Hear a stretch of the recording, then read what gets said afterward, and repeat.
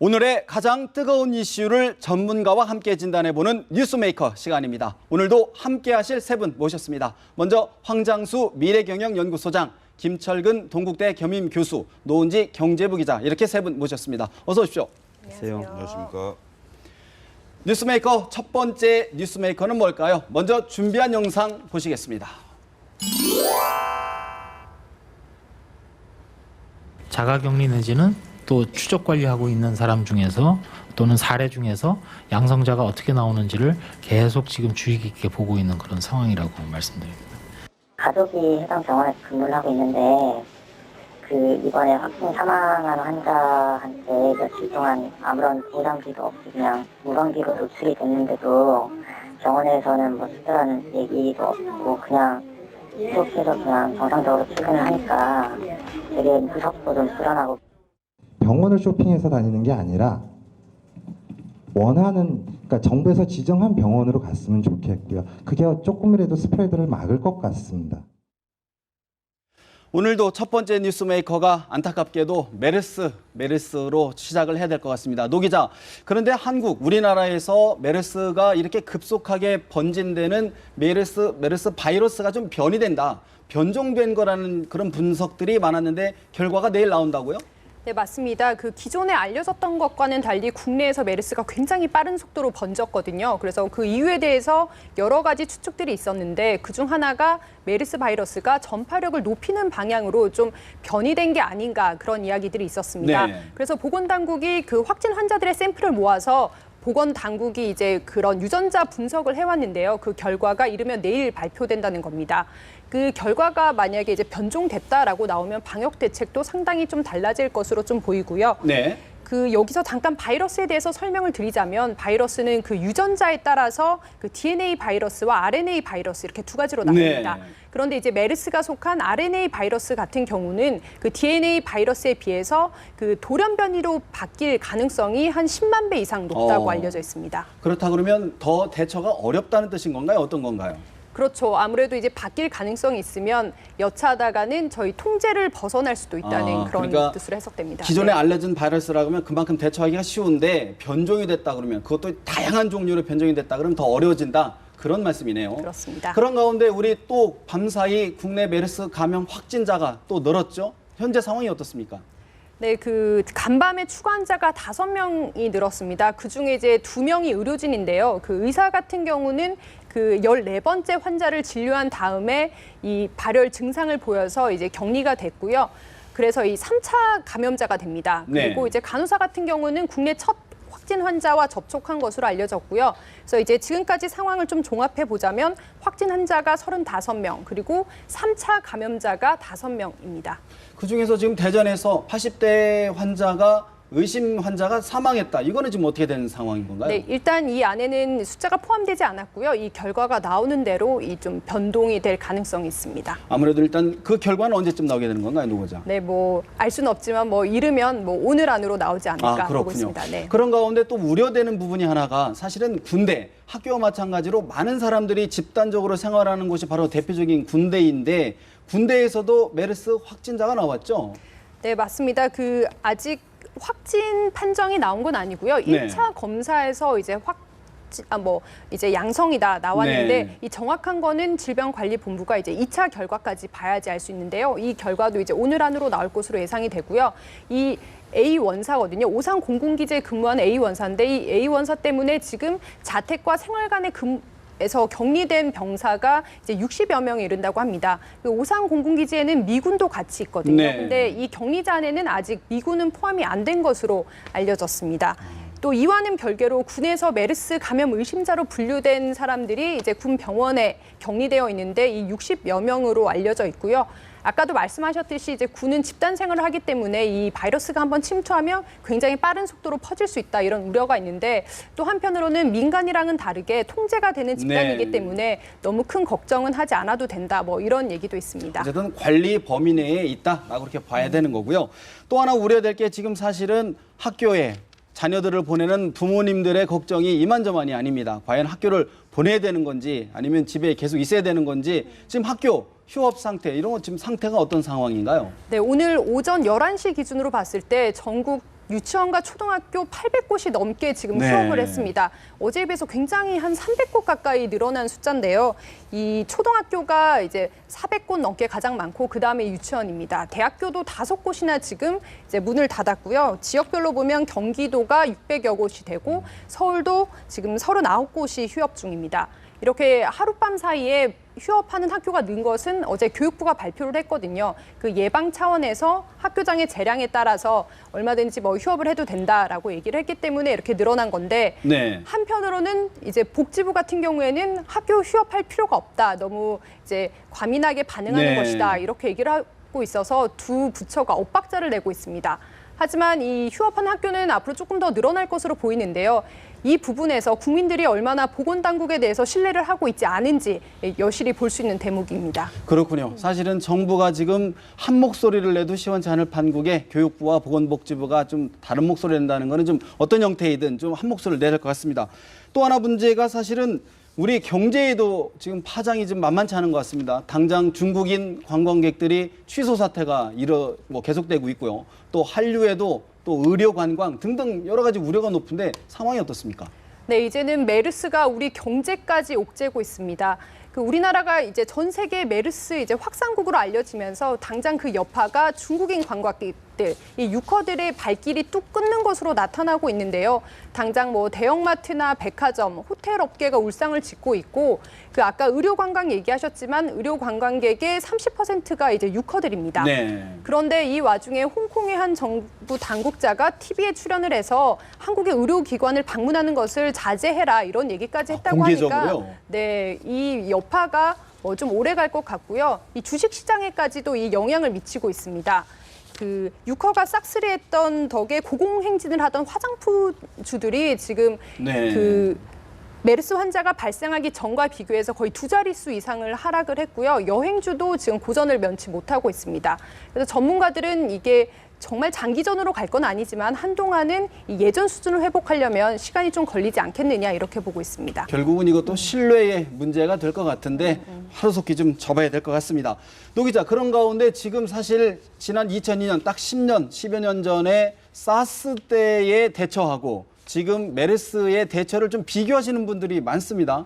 우리 김 교수님 어떻게 보십니까? 이거? 그렇습니다. 그때 그 사스 때는 이제 고건총리 시절이죠. 2003년도인데요. 그 WHO로부터 세계보건기구로부터 사스 예방 모범국이라는 그런 그 칭호를 받기도 했었죠. 네.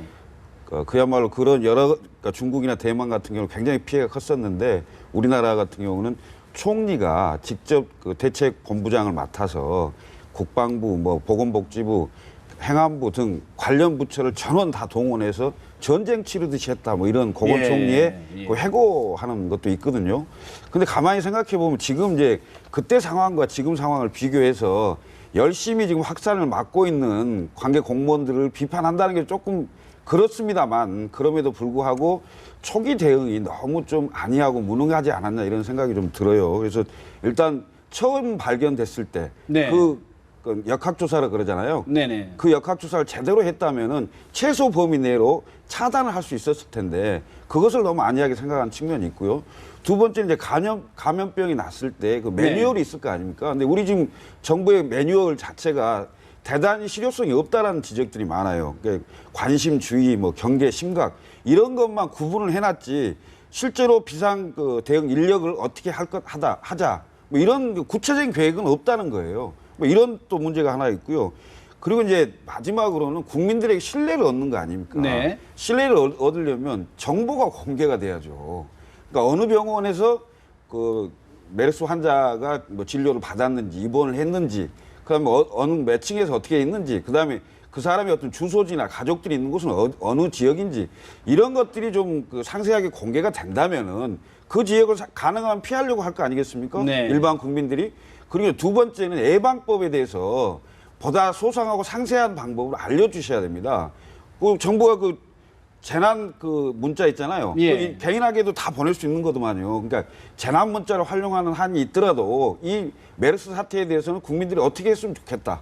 이런 것들을 좀 차분하고 상세하게 알려줄 필요가 있다. 근데 그것 자체가 지금 없는 상황이고 또 마지막으로는요. 예. 그 이제 격리돼 있는 사람들 있지 않습니까? 근데 집에 격리돼 있는 경우 그럼 혼자만 있지 않을 거 아니겠습니까? 가족들이 있을 수 있고 네. 그다음에 방문자가 있을 수 있고 뭐 이런 사람들에 대해서는 어떤 조치를 취해야 되는 건지 이것들 자체가 전혀 알 수 없는 이런 상황인 거죠. 이렇게 네. 되다 보니 결국은 SNS 상에서 흘러다니는 얘기를 믿게 되는 그러니까 허위 정보를 취득할 수도 있고 그게 과장될 수도 있고 근데 이걸 가지고 또 뭐 수사를 해서 어떻게 한다든지 이런 방향으로 가는 것이 과연 정부의 대응이 옳은 것인가 이런 생각이 좀 들어요. 그래서 하루빨리 진정시키는데 그 뭐 이렇게 진력을 쏟고 있는 사람들에게 공무원들에게 이런 비판에서 미안합니다만은 과거와 굳이 비교한다면은 지금 시스템이나 체계가 네. 좀 글쎄요 세월호 이후에는 좀 달라질 줄 알았더니 여전히 정부의 대응 능력은 무능력하다 이런 걸 미흡하다? 다시 네. 또 보여주고 있는 것 같아서 안타깝습니다. 황 소장님, 사실 뭐 우리 김 교수님께서 좀 여러 차례 강조하셨는데 지금 보건 담당 공무원들 정말 뭐 온 힘을 뭐 쏟고 있다 해도 과언이 아닐 텐데 그럼에도 불구하고 국민들의 불안, 공포 심리가 워낙 크니까 좀 비난이 이어지는 것 같은데 이게 또 짚고 넘어가지 않을 수 있는 부분이 그 메르스 확진 당일날 그 다음날 체육대회를 했다는 거 아닙니까? 이걸 어떻게 저희 국민들이 봐야 될까요? 예, 질병관리본부가 이제 외청처럼 보건복지부 산하에 관리되고 거기에 이제 전문직 의사들이 뭐 계약직이라든지 이런 식으로 있다 보니까 일반 공무원들만으로 구성된 부분과는 다르게 전문직 특유의 또 그런 질서가 있기 때문에 통제가 잘 안 되는 부분도 있었을 네. 거고요. 또 더 나아가서 또 이 의사나 이런 쪽에 종사하는 사람들이 자기들끼리는 또 기강이 규율이 굉장히 있습니다. 체육대회나 이런 걸 할 때 빠져도 이렇게 하고 융통성이 좀 없는 부분이 있죠. 그래서 이번에 이 가장 중요한 부분은 사스나 신종플루 2003년, 2010년에 있었던 두 변종 바이러스하고는 다르게 이번에 이렇게 혼란을 겪는 부분은요. 저는 다른 이유보다 물론 뭐 정권이 그때 좀 더 일사불란하게 대응했을 수도 있습니다만은 한국에서 겪어보지 못한 부분, 잘 알지 못하는 부분이 갑자기 한국에서 발생했다는 겁니다. 사스는 중국에서 그 홍콩에 번질 때 이미 많이 알려져 있었고요. 그다음에 신종플루도 멕시코에서 발현돼 가지고 올 때는 이미 타미플루라는 백신이 개발되어 가지고 네. 있을 정도로 외국에 발병 사례가 있었고 이러기 때문에 이것이 뭐다라는 걸 정확하게 알았는데 이번에 메르스 같은 경우에는 2012년 사우디에서 발병해서 그간에 이 여기에 대한 국제적인 연구도 잘 이루어지지 네. 않았고요. 지금 치사율도 뭐 이 40%다. 뭐 이러는데 발병자가 전 세계 1,100명쯤 넘는데 한 440명쯤 죽었다 이러는데 실제로 사우디에 10,000명을 조사를 해보니까 15명. 그 사우디에 2,700만 인구로 보면 한 그 4만 명. 네. 그 중에서 이제 죽은 인구가 한 400명쯤 되니까 치사율이 1%다. 아. 사실은 이 메르스를 보도하는 언론의 태도도 좀 신중할 필요는 있다고 봅니다. 방역 대책이나 위생에 굉장히 주의하고 조심해야 될 부분을 갖다 전파하는 부분은 괜찮은데요. 메르스조차도 결국은 이 변종 독감에 불과한 겁니다. 그래서 우리가 환절기에 과거에 보면요, 그 노약자라는 노인분들 많이 돌아가세요.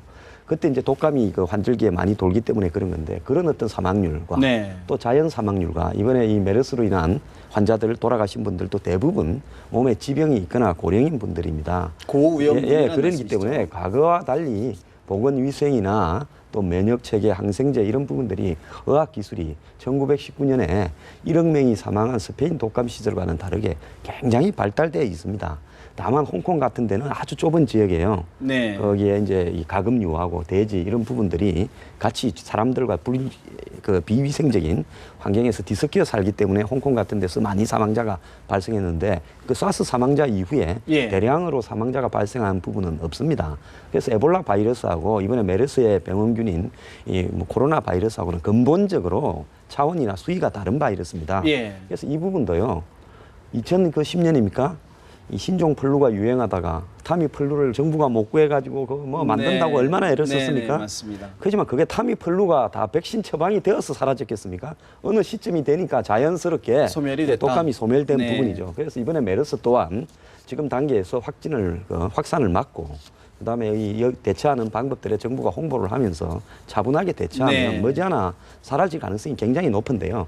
다만 정부는 지금 변이가 없었다라고 이야기하는데 최근에 5월 달에 한국 기온을 한번 보십시오. 중동 수준 이상으로 역대 가장 더웠던 네. 날씨입니다. 이 과정에서 한국에서 변이되었을 가능성은 충분히 있기 때문에요. 다양한 가능성을 놓고 해야지. 정부가 지금 가장 조심해야 될 거는 말을 번복하는 부분입니다.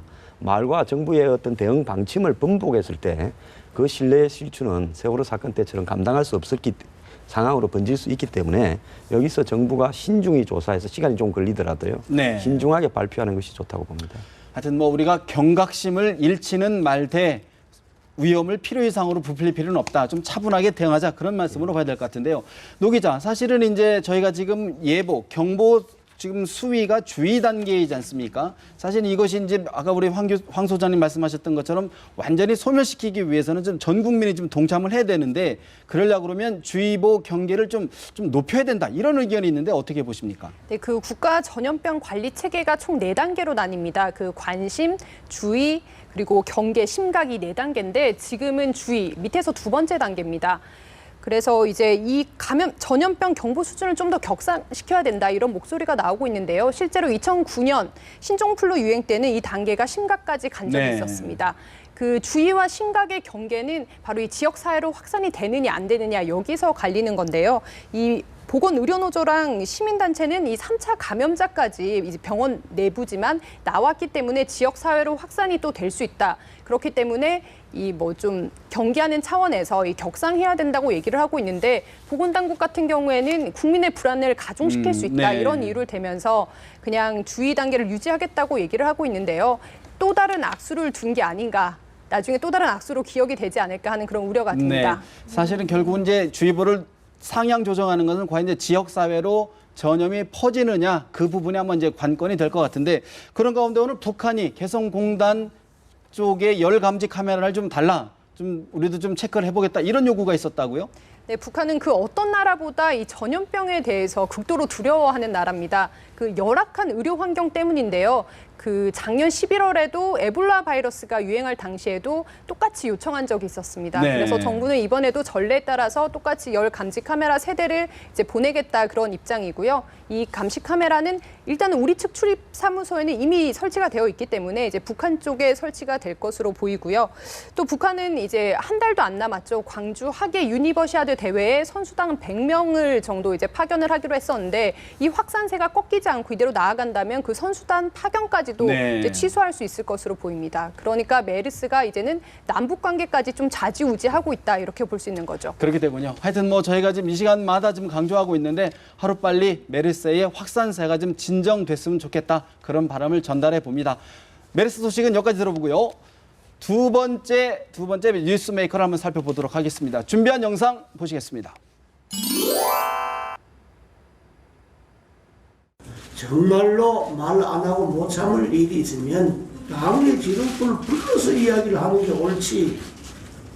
연일 방송에 대놓고 당정 협의할 필요가 없다는 등 못 받아들이겠다는 등 이렇게 하는 이것이 정부의 모습이 아니라고 저는 생각합니다. 국가의 근간을 흔드는 문제를 우리가 만약의 경우에 잘 몰라서 거기까지 이르렀다고 한다면 더 심각한 상황에 이르기 전에 바로 잡는 것 그것이 마땅하다고 생각을 합니다. 당청 이제 소통 좀 안 하겠다는 식으로 이렇게 말씀하셨는데 혹시 그 이후에 청와대하고 연락이나 아니면 뭐 그런 건 없었습니다만 어른스럽지 못한 이야기라고 생각합니다. 지금 현재 박근혜 대통령은 당의 총재는 아닙니다. 총재는 아니지만 당의 정신적 지도자지요. 김 교수님, 사실 이제 메르스 공포가 정치권으로 확산되면서 여당인 새누리당 내에서도 좀 집안 싸움 자제하자 이렇게 하면서 좀 김무성 대표가 좀 집안 단속을 했는데 어떻게 보십니까? 그만큼 국민 여론이 좋지 않다 이렇게 봐야 되겠죠? 그렇습니다. 지금 특히 여당이 청와대와 갈등하는 모습을 보인다는 게 지금 국민들은 그 메르스 공포에 이렇게 휩싸여 있는 상황에서 뭔가 책임을 지고 해야 될 그 세력들이 그렇게 하면 되겠습니까? 네. 이거 말이 안 되는 거죠. 아무리 그 청와대하고 당이 이견이 있어서 갈등이 뭐 폭발 직전에 있는 상황이라고 하더라도 지금 상황은 메르스 위기에 총력전을 펼쳐서 이걸 좀 잠잠하게 한 다음에 그 다음에 싸워도 늦지 않거든요. 그런데 이게 실제로는 메르스 얘기는 하긴 하는데 결국 그러니까 집안 싸움 계속 하고 있는 형국이었어요. 사실 오늘도 그 서청원 최고위원이 네. 그 중진 최고위원 회의에서 반발한 거 아닙니까? 네. 야당에 대고 한 얘기 같은데 사실은 당내 최고위원과 그 유승민 원내대표 사퇴를 주장하는 사람들에게 하는 얘기 아니냐? 네. 불만스럽다라는 식의 얘기를 한 건데요. 네. 그게 다 사실 또 공개적으로 다 나왔어요. 김무성 대표는 또 해명하고 네. 뭐 이런 형국으로 돼 있는데 겉으로는 사실은 이제 메르스 위기 때문에 대놓고 싸울 수 없는 형국이지만 결국에는 이게 지금 잠복돼 있긴 하지만 저는 이게 단순히 국회법 개정안을 가지고 폭발했을 뿐이지 네. 이게 굉장히 오래된 감정인 것 같아요. 청와대에서 봤을 때는 유승민 원내대표를 놓고 유승민 원내대표가 여당의 원내대표를 계속 하는 한 청와대가 원하는 법안이 제대로 통과가 안 될 것 같고 그리고 유승민 원내대표가 생각하는 뭔가의 어떤 그 신보수 구상이랄까요? 원내대표 대표 연설할 때 보면은 지금의 친박계가 생각하고 있는 그 시각이 아주 다른 네, 결이 좀 다르죠. 네, 네. 결이 아주 다른 그런 생각을 갖고 있고 본인의 어떤 정치적인 생각을 가지고 밀고 가는 또 성향이 있거든요. 이런 점들이 충돌하는 거고 더군다나 총선을 1년 앞둔 시점에 있기 때문에 이러다가 비박 투톱에 의해서 총선이 치러지는 상황이 된다면 친박계는 예전에 자기들이 당했던 것처럼 또 공천에 대해서 뭔가 문제가 생길 수 있는 거 아니냐. 이른바 공천 학살. 그렇습니다. 이런 상황에서 비박을 견제하려면은 늦지 않는 시간에 뭔가 계기가 있었을 때 네. 반드시 뭔가 고리를 걸어야 되는 거 아니냐. 네. 근데 이 고리가 결국은 국회법 개정안이 된 것 같아요. 네. 그런데 예기치 않게 메르스 상황이 생기면서 이게 폭발력이 잠잠해지는 상황이 된 거죠. 봉합은 돼 있지만 갈등은 계속 내재되어 있다. 네. 소장님 어떻게 보십니까? 저는요, 그 정치인들이 뭐 메르스로 합의해서 조용히 있다고 메르스가 진정이 되고 뭐 더 확산될 게 있습니까? 네. 그런 정치는 정치대로요. 메르스는 메르스대로 방역 당국이나 대통령이 어제부터 직접 챙겼으니까 맡겨두고요. 정치는 이번에 터졌던 그 이 국회법 개정안, 즉 시행령에 대한 국회의 강제 수정 권한 요구 부분에 대해서 딱 부러지게 매듭을 지어야 된다고 네. 봅니다. 이거 그냥 넘어가면 될 문제는 아니에요. 왜냐하면 지금 뭐 야당은 강제성이 있다, 여당은 네. 강제성이 없다, 없다. 이러는데 어떻게 같은 법을 통과시키면서 여야가 다르게 생각하고 법을 통과시킬 수 있습니까? 그 본질의 핵심에 대해서 다르게 생각하고 했다면요. 여당, 야당 둘 중에 한쪽은 완전히 집에 가야죠. 그러지 않습니까? 법을 그렇게 모르는 사람들이 법을 통과시켰어야 되겠습니까? 네. 그리고 이 문제가 제가 볼 때는 좀 심각하다고 보는 이유는 저는 세월호라는 10자리 문제를 고치기 위해서 수정을 뭐 이 계획안을 냈는데 예. 거기에 100자리 예를 들어서 그 10배쯤 되는 폭탄을 터뜨렸는데 저는 정부의 시행령이 법률에 어긋나면 그거는 곤란하죠. 그건 고쳐야 될 필요는 있다고 봅니다. 근데 문제는 뭔가 하면 이런 부분들을 입법 예고하고 야당이 이런 어떤 정부의 각 부서에 있는 수백 수천 가지의 시행령 중에 중대하게 예. 이 법률이나 헌법 정신에 어긋나게 자의적으로 발표되는 것들이 이런 것들이 있다. 그래서 이것은 반드시 고쳐야 된다. 이래서 이 문제는 충분하게 국민들이나 언론이 예고하게끔 사전에 이 입법 예고도 하는 마당에 네. 논란이 공개적으로 제기되고 거기에서 여권 내부에서도 토론이 되고 그러면 거기에 행정부나 청와대에서 의견도 그건 그렇지 내고. 않다라고 네. 해서 치열한 논쟁을 거쳐서 끝에 어떻게 네. 가는 것이 옳은가에 대해서 국민이나 사회적 여론 또 언론의 보도 태도 이런 부분이 정리되는 과정에서 처해져야죠. 이것이 심야에 아무도 모르고 있다가 청와대도 28일 날 밤에 알았다 할 정도로 해서 통과되는 과정에 과연 국회의원들이 이렇게 법률을 처리하면 되느냐. 그것이 네. 특히 이 상권 분립에 어떤 영향을 미칠 수 있는 요소인데요. 그래서 이번에 그 법에 처리한 그 어떤 배경 도대체 예. 무슨 의도로 이렇게 했는가가 했는지. 더 중요하지 이 그 법 자체에 관한 문제는 아니라고 아니다. 봅니다. 그렇기 때문에 이번에 이 청와대는 이번에 이렇게 처리하는 부분에 야당의 태도는 야당은 그럴 수 있어요. 야당이 민다고 여당이 그렇게 해두느냐. 그리고 청와대와 당정 협의도 안 했느냐. 그런 어떤 부분에서 이번에야말로 이 짚고 넘어가야 문제를 된다. 뿌리를 뽑고 가야 가겠다. 근데 그래서 대통령이 100% 네. 거부권을 행사할 거라고 보고요. 네. 대통령이 거부권을 행사하면 그 유승민 원내대표나 김무성 대표 이 두 지도부가 이번에 사고를 쳤죠. 그래서 지금도 본인들이 떳떳하다면 그거 뭐 강제성이 없다라고 이야기할 게 아니라 네. 그래 우리 떳떳한 일을 했다. 뭐가 잘못됐느냐라고 이야기하는 게 당당하죠. 그리고 대통령이 거부권을 행사한다면 우리는 다시 재의결을 해서 네. 1차 안대로 통과시키겠다라고 이야기를 하든지요.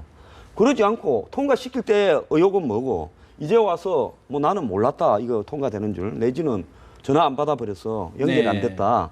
그러면서 통과시키고 난 뒤에 꼬리를 내리는 납득하기 그러면서 어렵다. 앞으로 또 어떻게 하겠다는 이야기도 하지 않고 야당이 유승민 원내대표 구하기라고 해가지고 강제성이라는 이런 말을 좀 안 쓰면 그럼 이 문제가 해결되는 겁니까? 그런 문제가 아니지 않습니까? 네. 그렇기 때문에 통과를 시킬 때 그만큼 자신감을 가지고 통과시켰으면요. 대통령이 거부권을 행사한다면 거기에 대해서 잘 됐는가 못 됐는가에 대해서 반박해야 확실하게 된다. 이야기를 하는 것이 정치인다운 태도고요.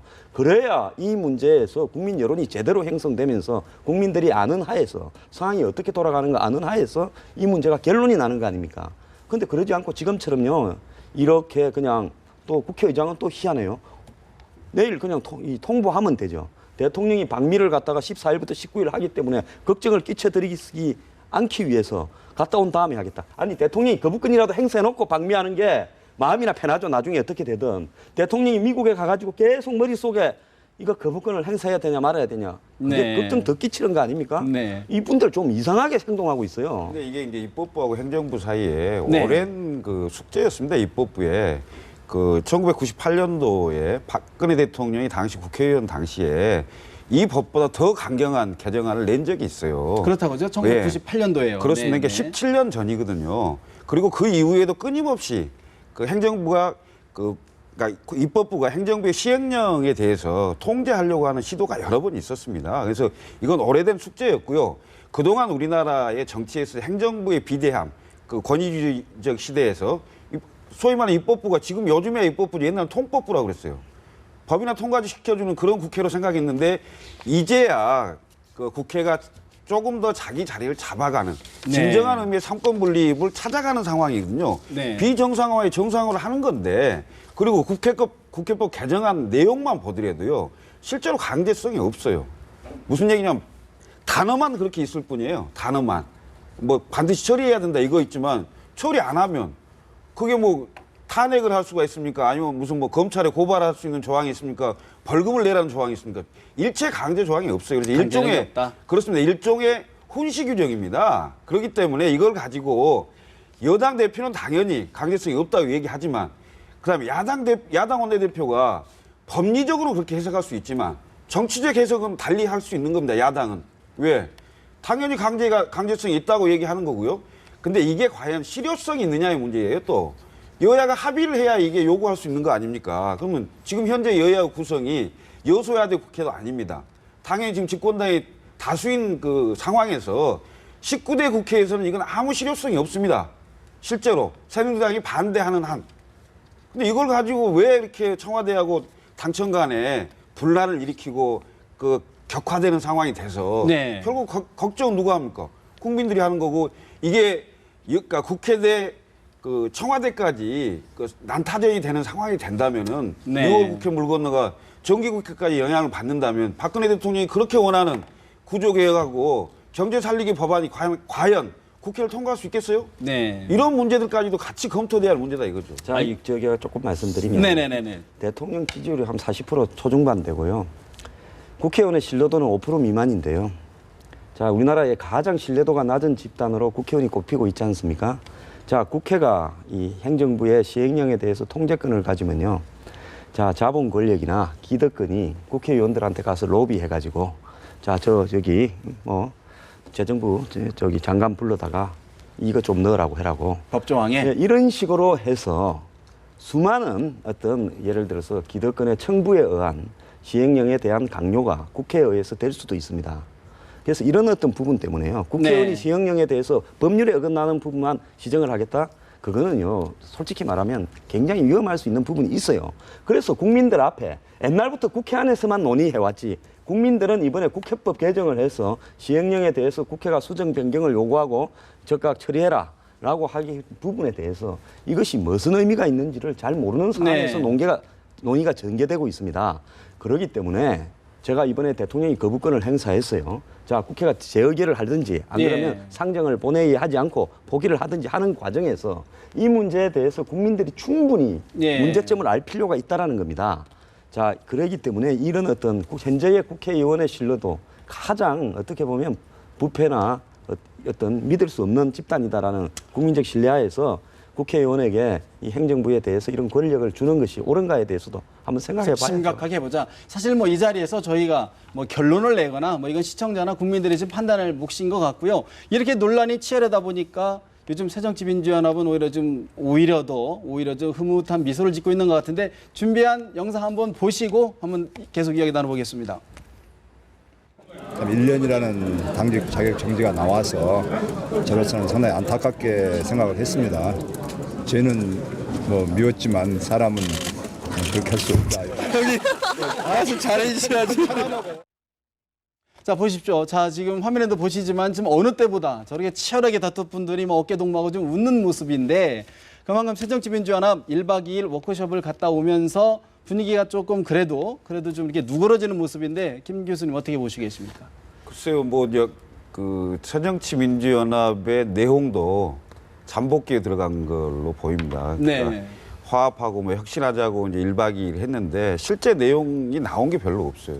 없는 상황이고 더군다나 지금 여당과 청와대의 내용이 좀 큰 상황이 네. 되기 때문에 상대적으로 언론에서 좀 안 보이는 것뿐이죠. 그러니까 그 워크숍에 가서 방금 나왔던 화면 있지 않습니까? 주승용 전 최고위원하고 정청래 최고위원하고 네. 악수하는 거 그것이 거의 화합의 상징적인 장면처럼 됐는데요. 예. 이런 거죠, 사실은. 국회의원들이 그 개인 국회의원에게 직접적 피해가 되는 거 아닙니까? 주승용 네. 최고위원이 만약에 사과를 안 받아들이고 이런 상황이 되면 정청래 최고위원들이 정치적 생명이 상당히 문제가 될 수 있는 거기 때문에 인간적으로는 화합을 하고요. 정치적으로는 화학적으로 또는 뭐 이런 걸로 결합됐다고 보기는 사실 어렵습니다. 네. 그러니까 주승용 최고위원이 흔쾌히 받아줌으로 인해서 네네. 지금 정청래 최고위원은 재심 청구를 한 거 아닙니까? 네. 그리고 심판원장이 또 바뀌었어요. 외부 인사로 바뀌었죠. 외부 인사인데 친박 인사입니다. 네. 그 안병욱 씨라고요. 안병욱 교수라고 이분이 19대 총선 때 비례대표 공심위원장이었습니다. 또 한 사람이 지금 또 그 영입이 됐는데 강철규 위원장이라고 전 이분이 공정거래위원장이죠. 그렇습니다. 공정거래위원장인데 19대 총선 때 공천심사위원장이었습니다. 그러면 친노하고 맥을 같이 하는 사람들입니다. 지금 문재인 대표가 대표직에 있으면서 한 발 비껴나면서 지금 김상곤 위원장, 강철규 위원장, 안병욱 위원장까지 이렇게 해서 네. 다른 사람을 내세우는데요.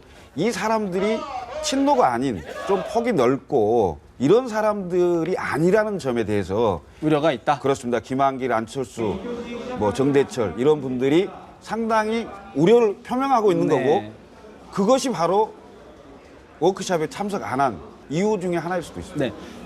황 소장님, 사실 지금 김 교수님께서 말씀하셨지만 뭐 안철수 의원이라든가 뭐 대권 주자들이 좀 많이 빠졌습니다. 그거 어떻게 좀 전망 앞으로 새정치민주연합의 전망 좀 해주시고 마무리해 주시죠. 예, 안철수, 김한길, 박주선 이런 분들이 안 갔고 한 네. 30명이 안 갔대요. 또 한 20명쯤 되는 분들은 오전에 일찍 귀가를 하셨답니다.